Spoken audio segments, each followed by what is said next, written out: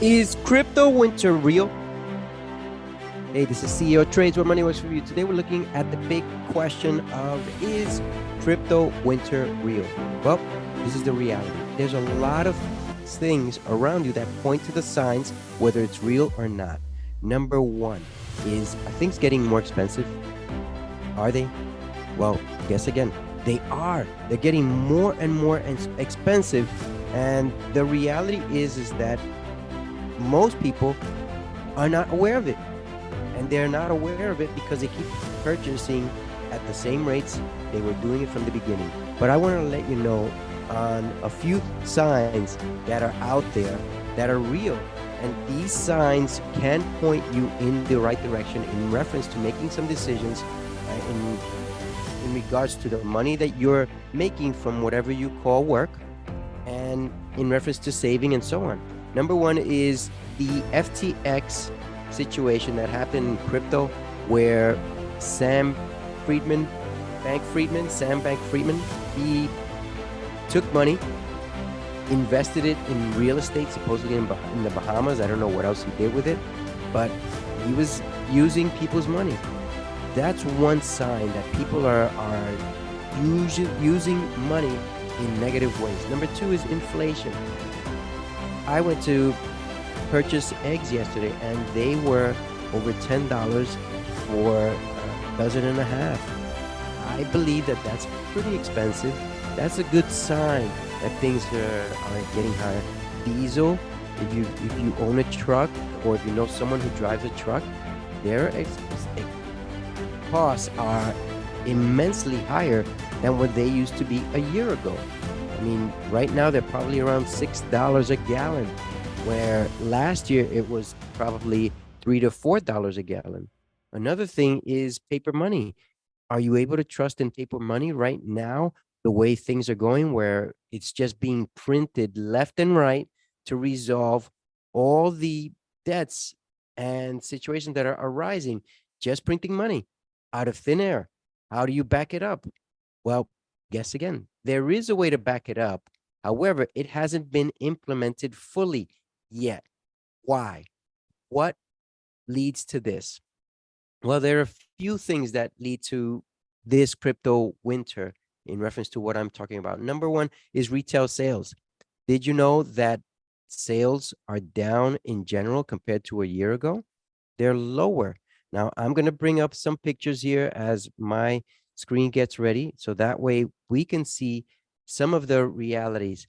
But retail sales are lower, and there's higher interest rates. We know that because every time Jerome Powell comes out, the interest rates are higher. And he came out today and said that in the next few months, it's going to get even higher. And it seems like they don't want to mention recession, but we know that a recession is upon us, although people are still spending, people are still traveling, people are still doing things not to hold back on expenditures. Now, the reality is that the prices are higher, but if you're still spending out there, then guess what? You're not assisting everybody else who is planning to hold their money until the things that consumers in general purchase make sense, like gifts right now. There are a lot of people who normally purchase gifts during this time of year, but they're slowing down. As I get ready to show you some of these pictures that I have, they're going to show you some of the numbers according to what the average in the United States is. But then how about travel? Travel has been up most of the year, probably because of COVID. Most people save their money from travel. So instead of traveling 2 years in a row, now they have 1 year of savings extra, and they're starting to travel left and right.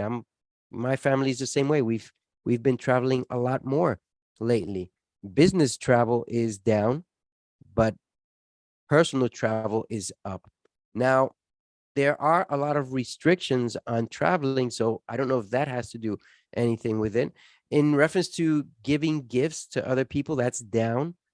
Giving gifts to, in reference to donations, in reference to just giving out gifts to like Make-A-Wish, I think that it's being impacted because of inflation. Now, one of the big changes out there is buying now, pay later. That has immensely increased because people are taking advantage of either zero interest or just putting everything on their credit cards. But the reality is, credit cards usage is down as well. Credit card usage is down. There are those who are using credit cards much more regularly, but they're also being able to pay whatever it is that they have much more quickly so that they don't get into debt. And that's another reality. So let me just show you share my screen here now that this is come up. Let me see if I can zoom in a little bit. Let's see. Can we zoom in? Zoomed out. Let's see again. Whoops. There we go. Now, this is US retail sales. In 2018, it was somewhere on average of just shy of 5,000. You can see that in 2020, it immensely dropped. And this gray area right in here indicates a recession. This was just at the beginning of 2020. I remember that, like March, February, March. And then it picked up immensely. Now it's way up, way up. It's up to almost 7,000. Now that's immense in retail sales. But we're going to be seeing a decline in the next month, 2 months, 3 months. Winter hasn't really begun for crypto and as well as stocks, and companies are being affected. Banks are being affected by this. Now, another sign is that the expected holiday spending for December, I mean, last year was $804. It went up $4 from last year. That's according to William Blair 52nd Consumer Pulse.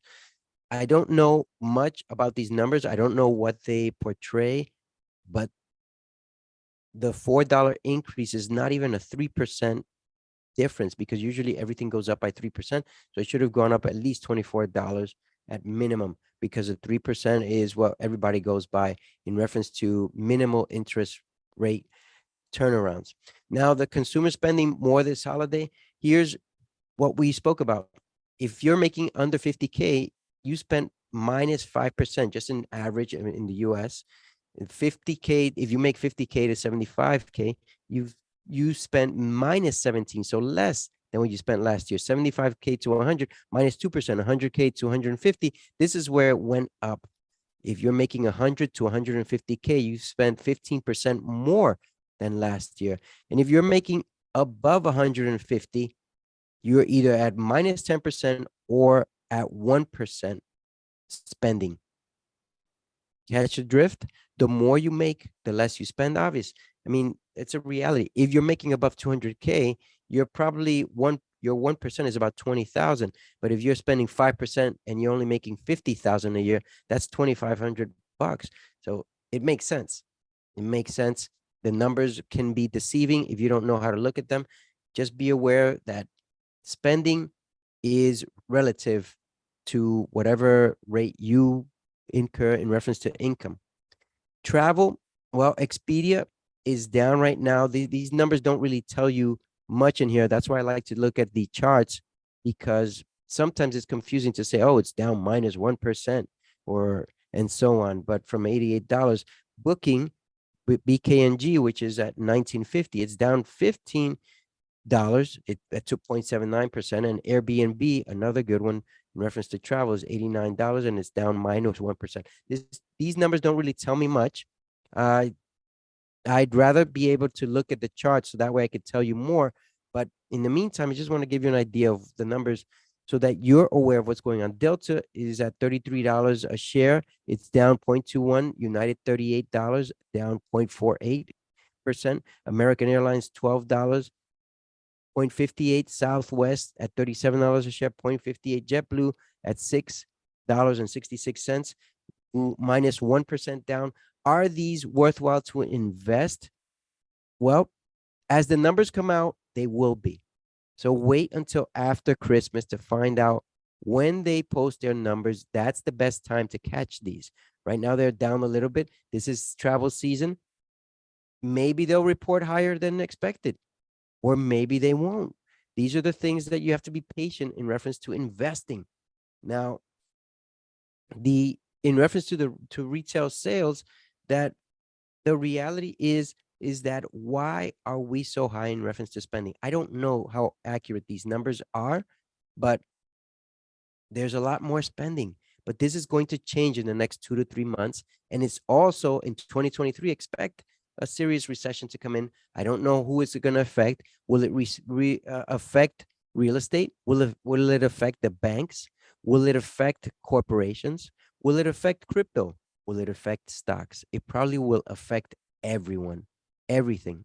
Now, how do I know this? If you look at the video I did 2 days ago, how to view crypto charts, which I will put up here, you'll notice I told you what was going to happen with some of the crypto coins in the market, and realize they're down. And I wanted to share that with you before we end this video, because some people wanted to know, how is it that I get this information? I don't. I make a judgment in reference to all the information that I have available. So let me just share the screen so that way you're aware of it. Now you can see here Ethereum is down to 1100. Just as I said, I'm going to purchase tonight some in reference to Ethereum. Solana's down to 12. I said I would purchase if it goes down 4 to 8. Bitcoin is down below 17,000, 16,600. I predicted that as well. XMR is down a bit, not much, but it's down to 140 from when I was talking about it. I think it was at 148. BNB is down, way down, because it was at 260 when I talked about this 2 days ago. Now it's at 229. That's a great one to invest in. Doge is down to 7 cents. Suku's down to 4 cents. I didn't expect that one to go way down, and I will probably pick up some there, although this one is a more riskier one. KCS KuCoin from the app that I'm using right now is down. It's not down a lot.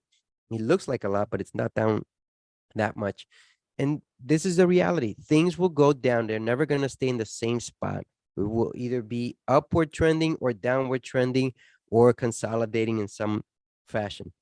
This is CEO Trades, where money works for you. Until tomorrow, we'll look at the airlines and travel in general and see how the markets are doing. Take care.